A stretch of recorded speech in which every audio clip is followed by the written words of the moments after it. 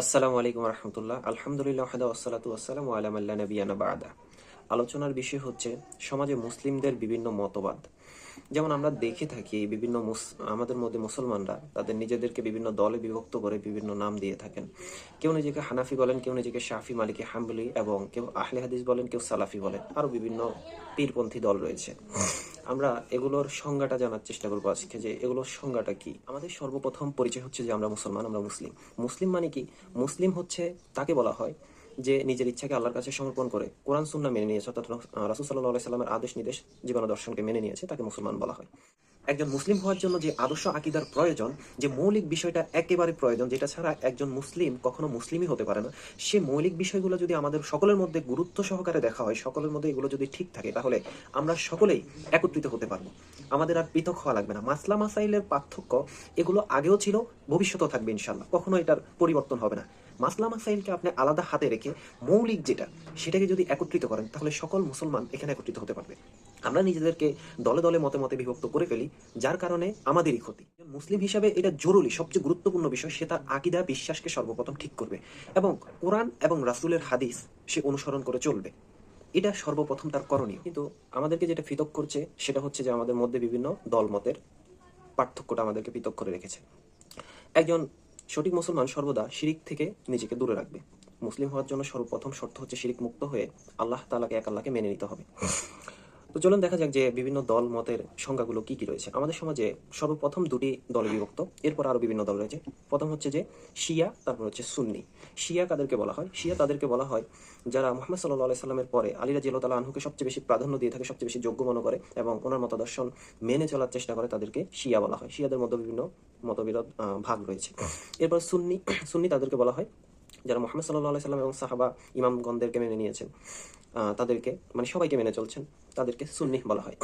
সুন্নিদের মধ্যে বিভিন্ন বিভক্তি রয়েছে, যেমন মাযহাবগত পার্থক্য, বিভক্ত, যেমন হানাফি, শাফি, মালিকি, হাম্বলি এগুলোতে রয়েছে।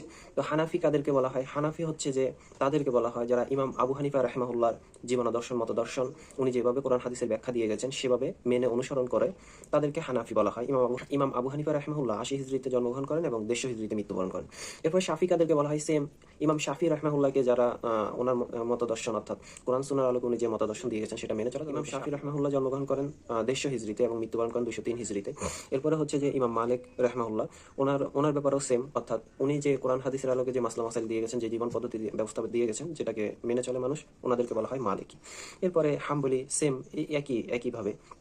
এরপরে হচ্ছে যে আহলে হাদিস বা সালাফি। আহলে হাদিস বলা হয় তাদেরকে যারা কোরআন এবং সহিহ হাদিসকে মেনে চলে, তাদেরকে বলা হয় আহলে হাদিস। অর্থাৎ হাদিস শব্দের অর্থ হচ্ছে যে রাসূল সাল্লাল্লাহু আলাইহি সাল্লামের বাণী, কথা, কাজ, এবং হাদিস শব্দের অর্থ কোরআন।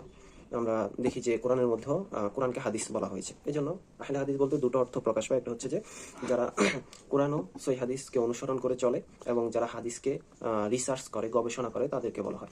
এরপরে সালাফি বলতে তাদেরকে বলা হয় যারা সালাফদের মতাদর্শন, সালাফরা, সাহাবীরা যেভাবে জীবন ব্যবস্থা দিয়েছেন, অর্থাৎ রাসূল সাল্লাল্লাহু আলাইহি সাল্লামের কথা কাজকে যেভাবে অনুসরণ করেছেন, কোরআন সুন্নাহকে যেভাবে বুঝেছেন, আদেশ নির্দেশ দিয়েছেন, সেভাবে মেনে চলাকে, তাদের মতো মেনে চলাকে সালাফি বলা হয়।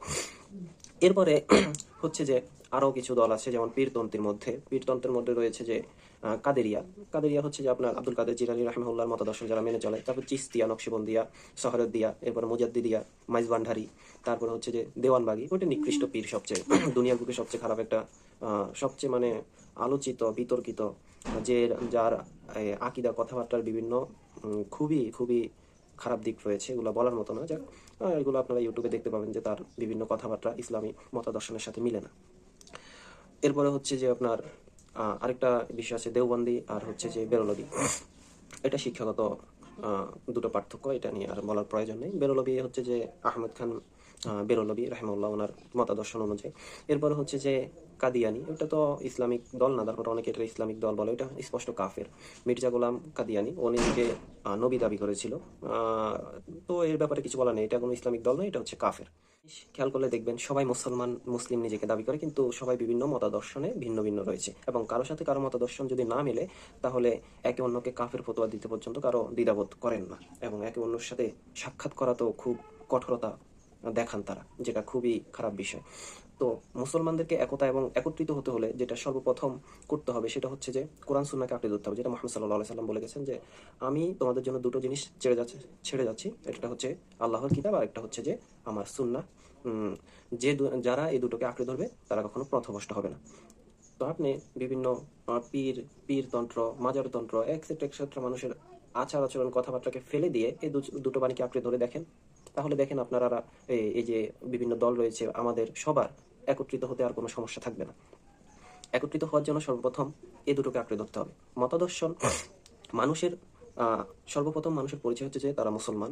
তারপরে হচ্ছে যে বৈশিষ্ট্যগত দিক থেকে বিভিন্ন পার্থক্য থাকতে পারে, কেউ হানাফি, কেউ শাফি, কেউ আহলে হাদিস, কেউ সালাফি। এটা হচ্ছে যে বৈশিষ্ট্যগত পার্থক্য। তো আপনাকে দেখতে হবে কোন পার্থক্য, কোন বৈশিষ্ট্যটা সবচেয়ে বেশি কোরআন সুন্নাহর কাছে, আপনি সেটাকে আঁকড়ে ধরেন। আপনি সেটাকে আঁকড়ে ধরলেই সবাই একত্রিত হতে সুবিধা হবে। মানুষ পৃথক হতে যাচ্ছে, কিন্তু পৃথক হওয়াটা সমাধান নয়। মুসলমানদেরকে সবসময় একত্রিত হতে হবে। একত্রিত হলে মুসলমান শক্তি বৃদ্ধি পাবে। তো আজ মুসলমান শক্তি একত্রিত না হওয়ার কারণে বিভিন্ন অপশক্তি মুসলমানদেরকে উৎখাত করে দিচ্ছে। এটার জন্য আসলে বাইরের কোনো শক্তি দায়ী নয়, মুসলিমরাই দায়ী। কারণ তারা একে অন্যকে কাফের ফতোয়া দিয়েই শুয়ে রেখেছে, কেউ কারো কথা মানবে না। তো তাহলে এখানে বাইরের মানুষ কি করবে? বিষয়টা এরকম ভাবে দেখতে পারেন, আমাদের প্রথম পরিচয় আমরা মানুষ, এরপরে আমরা হয়ে থাকি কেউ ডাক্তার হয়, ইঞ্জিনিয়ার হয়, ব্যবসায়ী হয়, ড্রাইভার হয়, এক্সেট্রা হয়ে থাকে, কিন্তু প্রথম পরিচয় তো মানুষ। ঠিক এরকম আপনি সর্বপ্রথম মুসলিম হন, বৈশিষ্ট্য ভিন্ন থাকতে পারে, কিন্তু অতটা ভিন্ন রাখিয়েন না যতটাতে আপনার ঈমান চলে যাবে। আজ আমাদের সমাজে যেটা দেখা যায়, আমরা একে অন্যের দোষ ধরতেই সবচেয়ে বেশি ভালো পারি। এটা পারে না, এটা মানে না, এর তেলাওয়াত শুদ্ধ নয়, এই হাদিস এটা মানে না, ওটা মানে না। আমার নিজের কি অবস্থা, আমার অবস্থা কি? আমার অবস্থা আরো খারাপ। আমি নিজে কিভাবে বাঁচবো সেটার কোনো চিন্তা আমার ভিতরে কাজ করে না, অথচ অপর একজন কিভাবে আমল করছে, কি করছে সেটা নিয়ে আমার কত চিন্তা, কত মাথা ব্যথা। অথচ আমার অবস্থান কি, কিয়ামতের ময়দানে আমার অবস্থান কি হবে সেটা নিয়ে আমার চিন্তা নেই। আমাদের মুসলমান সমাজের অবস্থাটাই হচ্ছে এখন এরকম। এসব বিষয় ফেলে রেখে অন্যের চিন্তা বাদ দিয়ে আগে নিজেকে শুধরাতে হবে। আমাদেরকে আগে নিজের কথা চিন্তা করতে হবে। আল্লাহ বলেছেন যে আগে নিজেকে জাহান্নামের আগুন থেকে বাঁচাও, তারপর পরিবারকে বাঁচাও, তারপরে তুমি অন্যদেরকে বাঁচাও। এটা কোরআনের আয়াত। তো আগে নিজের কথা চিন্তা করতে হবে। নিজের কথা বাদ দিয়ে অন্যের দোষ ধরতে ধরতে আপনি বিশাল হয়ে গেছেন, এটার কোনো মানে হয় না। ওটা নয়। আল্লাহ তাআলা আমাদের সকলকে বোঝার তৌফিক দান করুক এবং সকল মুসলিমকে একত্রিত হয়ে মুসলিম সাম্রাজ্যকে বৃদ্ধি করার তৌফিক দান করুক। আল্লাহুম্মা আমিন। আসসালামু আলাইকুম ওয়া রাহমাতুল্লাহি ওয়া বারাকাতুহু।